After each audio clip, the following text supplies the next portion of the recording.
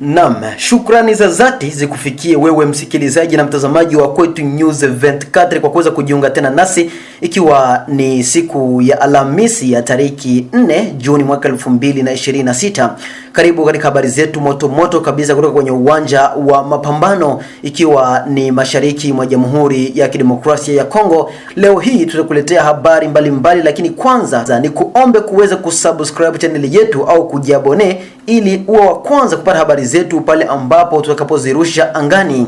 Ucomment ili tujue unatupata ukiwa sehemu gani na unatusikiliza, ulake na kutawanya habari hizi kwa wengine ili waweze kunufaika na matangazo yetu popote pale walipo. Kwenye habari zetu za leo tuanzie mashariki mwa Jamhuri ya Demokrasia ya Kongo, hususan huko Minembwe ambako ni kitovu cha usalama mdogo na vita vinavyoendelea ndani ya nchi ya Jamhuri ya Demokrasia ya Kongo, ambako waasi wa AFC M23 wanaendelea kukita mizizi kabisa, wakijivunia raia walioko maeneo hayo pamoja na msaada kutoka kwa nchi ya huko Rwanda. Usalama mdogo umeshuhudiwa tena tangu siku ya Jumanne na Jumatano hii ya tariki 2 na tariki 3 Juni mwaka 2026 maeneo ya huko Kalingi, ikiwa ni sekta ya Itombwe ndani ya tarafa la Mwenga. Mapigano yaripotiwa kijijini Kalingi kwenye kilomita takriban 5 kutoka katikati ya Minembwe Center, sekta ya Itombwe wilayani Mwenga mkoani Kivu ya Kusini. Kwa mujibu wa vyanzo vya habari, mapigano ni kati ya wapiganaji wa MRDP Twirwaneho AFC M23 pamoja na washirika wao mkiwemo jeshi la Rwanda na Twirwaneho, kati ya majeshi ya FARDC pamoja na wazalendo. Risasi zimewafanya wenyeji kukimbia kwa hofu. Hakuna bado taarifa rasmi ya vifo vilivyoripotiwa pamoja na majeraha kutoka kwa jeshi. Hali bado ni ya wasiwasi. Utakumbuka kuwa eneo la Minembwe ni eneo ambalo bado vita vinaendelea kushamiri licha ya ukimya ulioshuhudiwa kwa muda wa wiki moja na siku mbili baada ya mapigano makubwa yaliyoripotiwa siku ya Jumanne hii na siku ya Alhamisi ya wiki hii tunayo ndani ya eneo hilo la Minembwe. Eneo la Minembwe ni eneo la usalama mdogo unaoshuhudiwa kila kuchako leo, badala ya amani kurejea polepole. Vita bado vinaendelea licha ya kujiondoa kwa AFC M23 kwenye baadhi ya maeneo jimboni Kivu ya Kusini. Mfariji Lewis, kiongozi wa vijana katika eneo la Itombwe, ameiambia Kwetu News 24 kuwa ndege zisizokuwa na rubani bado zinashuhudiwa eneo hilo, pamoja na kujiimarisha moja kwa moja kwa vikosi vya AFC M23 bila kujua wanaongezekaje sehemu hiyo.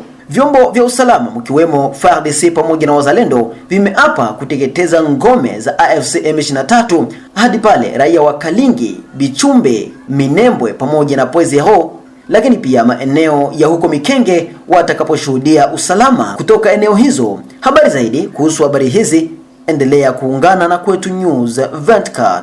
Wakati mambo kama na hayo yakiendelea, Marekani yawekea vikwazo vipya mkuu wa ujasusi wa AFC M23 katika juhudi zake za kidiplomasia za kuleta amani mashariki mwa Jamhuri ya Kidemokrasia ya Kongo. Wizara ya Fedha ya Marekani imechukua hatua za vikwazo Jumanne hii dhidi ya viongozi wawili wa makundi ya kisilaha mashariki mwa Jamhuri ya Kidemokrasia ya Kongo, mkiwemo John Imani Nzenze.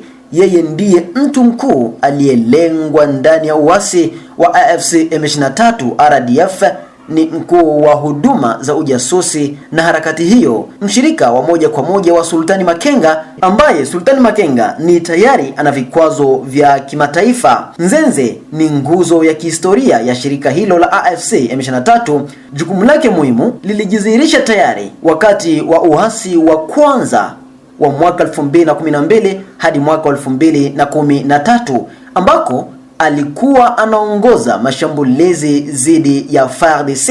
Mtu wa pili anayetarajiwa kuwekewa vikwazo na nchi ya Marekani ni pamoja na Colonel Sirkoff, jina lake halisi anaitwa Gustave Kubwayo. Kwa upande mwingine, vikwazo vya Marekani vinampiga pia Kanali Sirkoff. Yeye ndiye anayesimamia operesheni maalum na ujasusi wa FDLR katika eneo la Nyiragongo, Kivu Kaskazini. Pamoja na hayo, mahitaji ya Marekani kwa tangazo hili Katibu wa fedha Scott Bessent amesisitiza kwa nguvu mpango wa kazi wa Washington unaofuata mikataba ya Washington ya tariki 4 Disemba mwaka 2025. Inahitajika DRC iwaondoe FDLR na Rwanda iondoe wanajeshi wake katika ardhi ya Kongo, huku ikiacha kuisaidia M23. Kwa hiyo mali zote za kifedha za viongozi hao wawili wa waasi zinazopatikana chini ya sheria ya Marekani sasa zimegandishwa rasmi. Wakati mchakato huo ukiendelea, viongozi wa AFC M23 waliojiunga moja kwa moja wakiwa na wakongomani halisi tayari wameanza kupata uoga mkali wasije wakapewa vikwazo, huku nguvu zao zikiendelea kudidimia kabisa. Itakuwa ni vigumu sana endapo watashindwa vita hivi, msikilizaji wa Kwetu News 24. Naam, tugeukie upande wa amani na maridhiano. Viongozi wa mashirika za kiraia ndani ya mji wa Baraka inawataka viongozi mbalimbali wa wazalendo pamoja na serikali ya DRC kutembelea eneo la Bibokoboko, lakini pia wami wa asili ili kuendelea kuimarisha ushirikiano bora kati ya raia wa Bibokoboko na mji wa Baraka. Akizungumza na Kwetu News 24, Lusambe Wanumbi ambaye ni coordinator wa shirika la raia la NDC Chumvi ya Kongo amesema kuwa eneo la Bibokoboko alipashwi kabisa kubaguliwa na serikali wala viongozi mbalimbali mkiwemo viongozi wa kiasili pamoja na wazalendo, kwa sababu Bibokoboko ni eneo la DRC na linalopatikana ndani ya tarafa la Fizi, hivyo linapashwa pia kulindwa na kutembelewa kama eneo zingine. Lusambe Wanumbi alieleza mbele ya maiki zetu. Kuna sababu muhimu hata strategic ambao zinaweza fanya watu wasikae kama hivi tunavyokaa. Watu wa Bibokoboko wasifike Baraka huko chini, na watu wa huko chini hivi wasifike huko. Na wazi ya kwanza ni kosefu wakati zimoja wa strategy nzuri za kuishi. Ya pili, mimi mnashangazwa kwa maana kwa wakati wote huu uliopita ni kweli kuna sababu nyingi zilizopelekea mawasiliano haya yavunjike, sababu ambazo kila mtu anazijua. Lakini hata hivyo haiwezi kuwa kama vile Bibokoboko na vitongoji vyake vinatengwa. Hakuna sababu muhimu za kuvitenga, kwa sababu Bibokoboko nawaza sio Kenya bwana mtangazaji. Tukisema Bibokoboko sio Tanzania na kadhalika. Bibokoboko na vitongoji vyake ni Kongo. Sasa itakuwa vipi Bibokoboko huwa katika Kongo lakini viongozi tenga Bibokoboko na vitongoji vyake sawa vile Bibokoboko inakuwa nchi nyingine sio kwa Kongo? Naweza ni jambo la kufikiria. Tunapiga sana vita sisi wote balkanization, lakini sasa je, kama tunapinga ngambo moja vita balkanization lakini tunatenga nyingine sehemu ya nchi ya Kongo tunifaa sawa vile sio Kongo, ni sahihi au ni kukosa mizamu? Tuna wami wa asili ambao Bibokoboko wameitenga wezi wakafika ndani. Tuna serikali yenyewe, tumekuwa kwa mfano na administrator, tunakuwa chef de secteur, wote wanatenga Bibokoboko kama vile Bibokoboko vitongoji vyake inakuwa nchi nyingine. Nawaza hiyo ndio tatizo kubwa. Tatizo kubwa ni kufanya mawasiliano yasiboreshwe zaidi, ni kwanza kutengwa kwa hiyo nafasi na viongozi. Viongozi wa asili wanaitenga, hawezi itembelea, hawezi fanya chochote. Viongozi ngambo nyingine wa kiutawala wametenga Bibokoboko kama vile sio tena maantite ya kwetu Kongo. Ninahimiza mawasiliano kuishi pamoja kati ya majamii ya hapa kwetu chini na wenzetu wa hapo Nyanza za juu, hususan Bibokoboko na vitongoji vyake. Nahimiza pia wami wa asili, nahimiza pia viongozi wa utawala, administrator, chef de secteur wasiendelee kutenga hizo nafasi, kwa sababu kutenga kwao hizo nafasi inachangia kutokuwepo kwa jamii kuishi pamoja. Ni cha kwanza. Cha pili, wao upana sura ya kuwa hiyo nafasi sio tena nchi yetu, inakuwa kama ni sehemu ya nchi zingine au ya nchi nyingine, na hii ni kukosea, kutokuona mbali. Kwa upande mwingine, Jamhuri ya Kidemokrasia ya Kongo na Jamhuri ya Zesh zimepiga hatua mpya katika kuimarisha ushirikiano wao wa kijeshi kufuatia ziara iliyofanywa mwaka jana huko Prague na naibu waziri mkuu wa ulinzi wa taifa na wastaafu wa jeshi la Kongo, Mheshimiwa Guy Kabombo Mwandiamvita, akipokelewa katika mazungumzo rasmi na kiongozi huyo wa Kongo. Balozi wa Jamhuri ya Zesh nchini DRC Petre Selepa alikaribisha maendeleo yaliyopatikana katika utekelezaji na makubaliano ya ushirikiano yaliyofikiwa kati ya mataifa hayo mawili.